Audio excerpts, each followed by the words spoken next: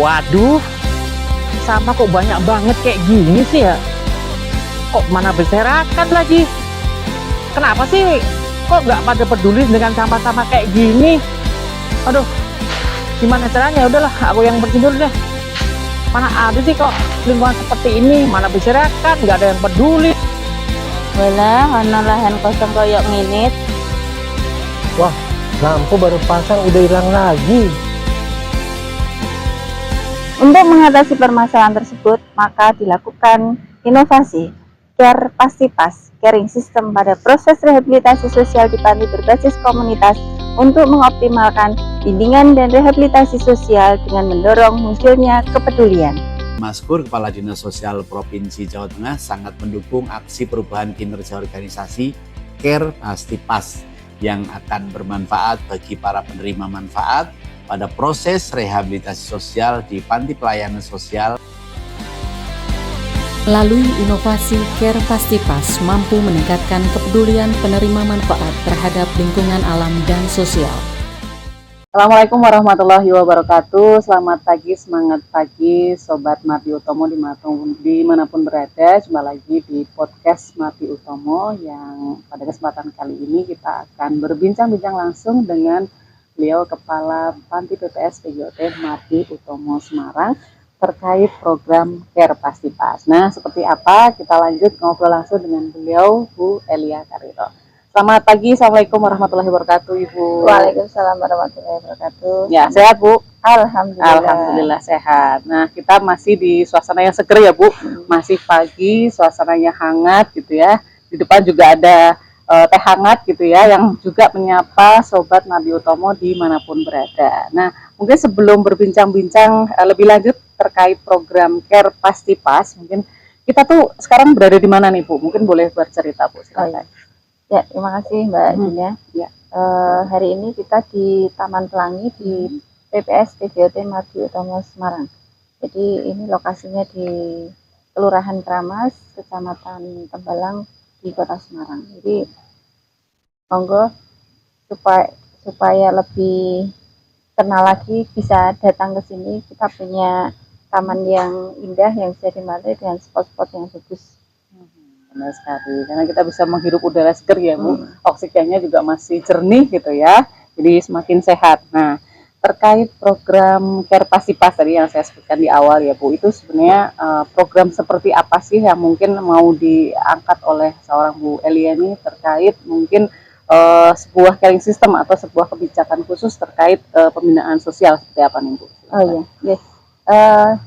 Sebenarnya ini inovasi yang kita rancang untuk pengembangan model layanan di PPS PGOT Mati Utomo. Jadi kalau di PPS PGOT Mati Utomo itu panti pelayanan pengemis, gelandangan, dan orang telantar. Kita melayani pelayanan untuk pengemis, gelandangan, dan orang telantar yang memang basisnya adalah panti. Kemudian kuota kita di sini adalah sebanyak 110. Nah, Care Pasti Pas itu akronim dari caring system pada proses rehabilitasi sosial di panti berbasis komunitas. Jadi poinnya adalah berbasisnya di panti, kemudian dia juga komunitas. Nah, kenapa ini di komunitas? Karena mereka tinggal bersama dalam jangka waktu yang cukup lama, sehingga mereka kemudian kenal. Oleh sebab itu, Care Pasti Pas ini menjadi inovasi untuk pengembangan layanan model di PPS PGOT Mati Utomo, di mana fokusnya adalah untuk meningkatkan kepedulian. Jadi kepeduliannya nggak cuma di alam, tapi juga di sosial. Jadi nanti akan ada banyak kegiatan yang fokus di upaya peningkatan kepedulian tersebut.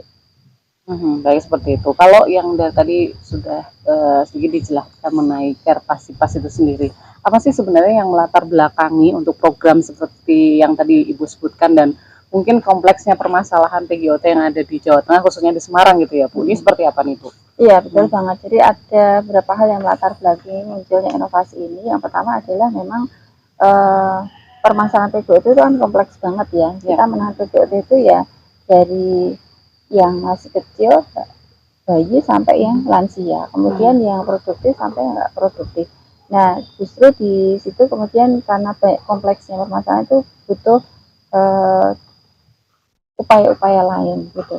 Yang kedua karena memang jumlahnya luar biasa kalau Jawa Tengah. Jadi data terakhir di tahun 2024 yang dirilis itu untuk PGOT sendiri, pengemis gelandangan dan orang terlantar itu mencapai 115.000 jiwa, sehingga memang butuh penanganan. Dan di Panti ini adalah tempat terakhir ya, tempat terakhir untuk penanganannya, sehingga memang kita perlu melakukan beberapa upaya termasuk pengembangan layanan itu yang agar penanganan PGOT itu nantinya semakin optimal. Betul sekali. Kalau untuk manfaat dan mungkin dampak secara langsung, dampak baik secara sosial maupun ekonomi itu seperti apa Bu dari program ini? Oh iya, jadi karena kita basisnya adalah caring system ya, peningkatan kepedulian. Untuk dampaknya itu kita berharap mereka tuh nanti mampu melaksanakan fungsi sosialnya secara wajar. Jadi yang mengikuti norma ya, baik norma agama, norma hukum, norma sosial, sehingga mereka nanti mampu keluar di sini mandiri dan berkontribusi terhadap pembangunan ini. Ya, baik. Dari program ini mungkin ada semacam tahapan atau mungkin melalui jangka pendek, jangka menengah, mungkin sampai dengan jangka panjangnya seperti apa? Mungkin ada tahapan-tahapan seperti pembentukan tim efektif dan lain sebagainya, sampai dengan mungkin menentukan manfaat dan apapun yang memang istilahnya jangka panjang itu, nantinya program ini kebermanfaatnya juga bisa dirasakan langsung oleh PGOT. Seperti apa Bu? Oh iya, kalau terkait dengan inovasi ini memang kita ada target ya, targetnya ada jangka pendek, ada jangka menengah, kemudian ada jangka panjang.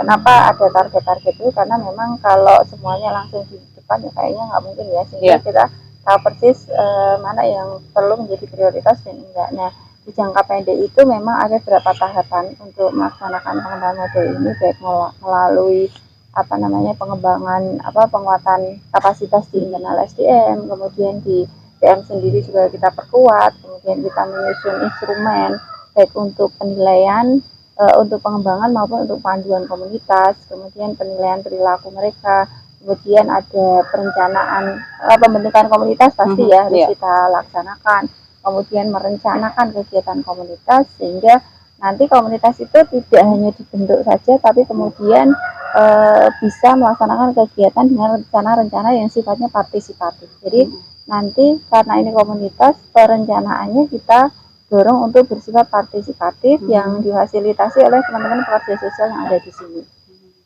Kemudian kita juga akan menilai, melakukan pendampingan terhadap pelaksanaan komunitas ini. Pendampingannya itu nanti untuk memastikan bahwa komunitas ini nanti bisa berjalan, kegiatannya bisa berjalan.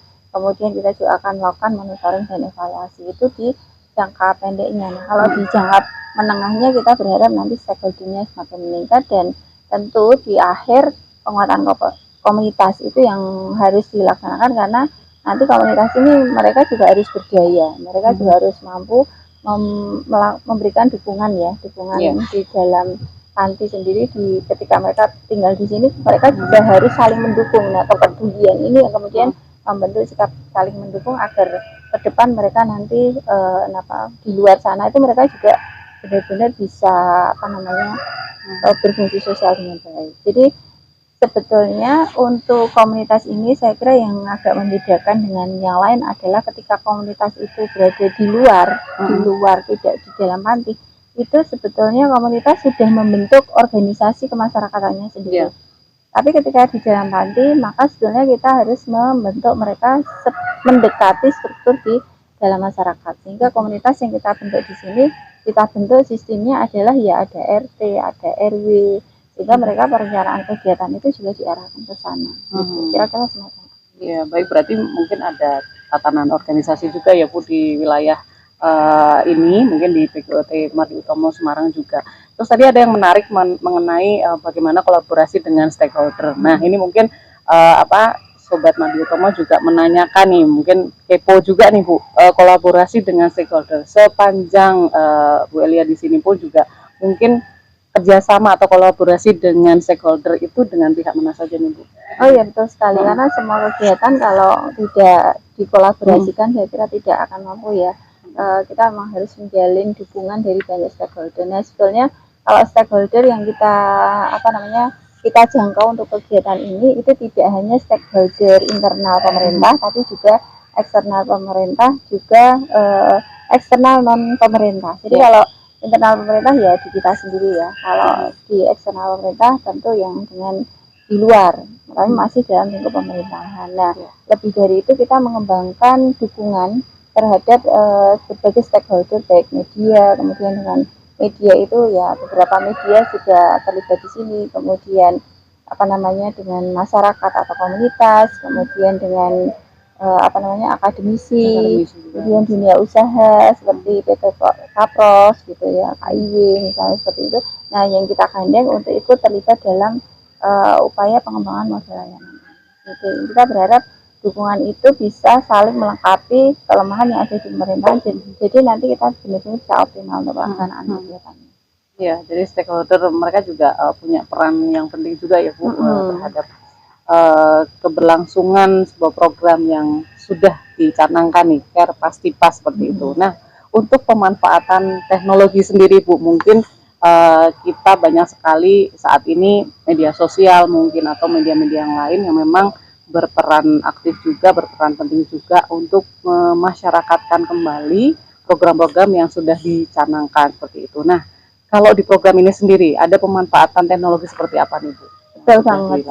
Jadi hari ini memang kita pemerintah ya itu dituntut untuk betul-betul menggunakan berbagai media teknologi ya, digitalisasi itu memang sangat penting karena itu juga nantinya akan bagian dari upaya untuk meningkatkan layanan publik, akuntabilitas itu ya, kecepatan kinerja kita. Nah, sehingga dalam kegiatan ini kita juga menggunakan berbagai teknologi. Kalau kayak koordinasi kita bisa menggunakan Zoom misalnya dengan stakeholder lain, kemudian teknologi lain, terutama media sosial ya. Media sosial kita dorong, kita optimalkan untuk mensosialisasikan, mendiseminasi berbagai kegiatan untuk mendapatkan dukungan terkait pelaksanaan ini. Jadi ya kalau di hal-hal yang lain ya pasti ya kita telepon, WA dan lain sebagainya ya. Kemudian teknologi-teknologi baru baik video dan lain sebagainya itu menjadi bagian yang tidak terpisahkan, yang paket lengkap yang harus muncul dan kita gunakan untuk inovasi. Ya, sehingga hasilnya pun juga maksimal ya Bu. Jadi ada pemberdayaan dari sisi internal dan juga mungkin eksternalnya kita pemanfaatan media sosial, media massa yang mungkin banyak sekarang trennya juga semakin bagus gitu ya Bu saat ini.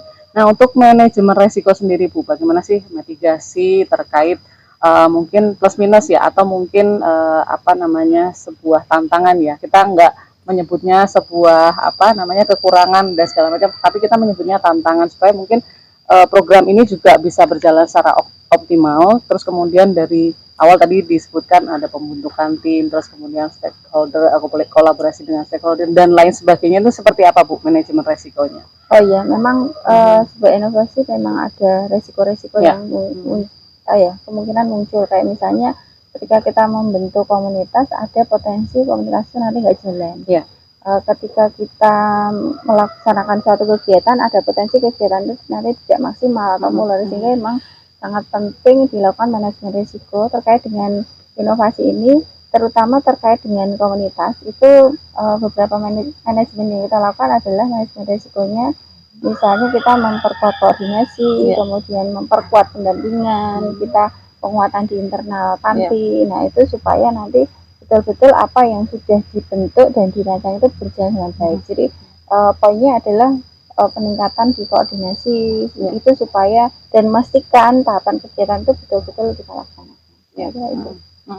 Mungkin sebelum ditutup nih Bu, ada pertanyaan terakhir mengenai sebenarnya tujuan seperti apa atau benang merah seperti apa yang ingin Ibu capai terkait dari program Care Pasti Pas seperti ini Bu? Betulnya kalau tujuan akhirnya itu pasti kita berharap semua penerima manfaat yang ada di sini itu nanti berfungsi sosialnya dengan baik, fungsi sosialnya dengan baik, dan mereka nanti bisa mandiri gitu. Jadi kalau jangka pendeknya kan kepedulian kepedulian itu baik di lingkungan alam maupun sosial.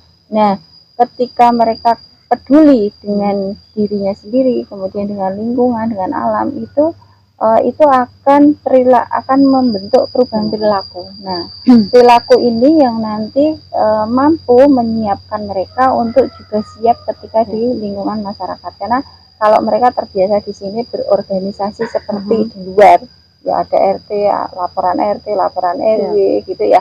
Itu mereka juga nantinya akan terbiasa. Nah, di pembentukan komunitas sendiri itu kemarin kan rancangannya itu usulan dari hasil usulan berdasarkan kegiatan yang partisipatif itu salah satunya adalah peduli lingkungannya itu untuk pengelolaan sampah. Nah, kita berharap sini nanti ada bank sampah. Kemudian di aspek lingkungan di sosial kebersihannya itu bank sampah, kemudian di lingkungan itu nanti ada penghijauan, misalnya ada toga, ada ketahanan pangan.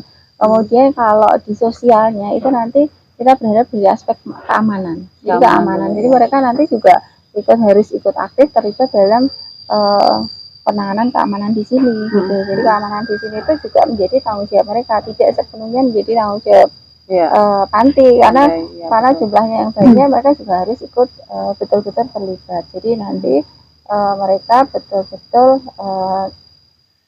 sudah siap kayak berorganisasi di masyarakat, dan nanti betul-betul ketika di luar sana mereka sudah ready lah untuk menjadi bagian dari masyarakat di luar sana yang mandiri dan berfungsi dengan baik. Sesuai dengan keberfungsian sosialnya gitu ya Bu ya. Jadi memang tadi secara global juga sudah disampaikan bahwa harapan terbesarnya adalah mereka bisa mandiri gitu ya Bu, bisa berdaya guna mungkin di masyarakat luas. Baik, terima kasih Ibu atas informasi dan juga waktunya terkait banyak sekali informasi yang tadi sudah dipaparkan, luar biasa. Dan di program Care Pastipas, pasti harapannya juga nanti tidak hanya di panti ini saja ya Bu ya, di panti-panti yang lain atau mungkin di Jawa Tengah khususnya. Baik, terima kasih Sobat Mardi Utomo telah menyaksikan podcast kita, bincang-bincang kita bersama dengan Ibu Helia Karyo, Kepala PPS PGOT Mardi Utomo Semarang. Kita akan berjumpa di lain waktu dengan topik dan juga narasumber yang berbeda. Terima kasih, sampai jumpa. Assalamualaikum warahmatullahi wabarakatuh. Care Pastipas.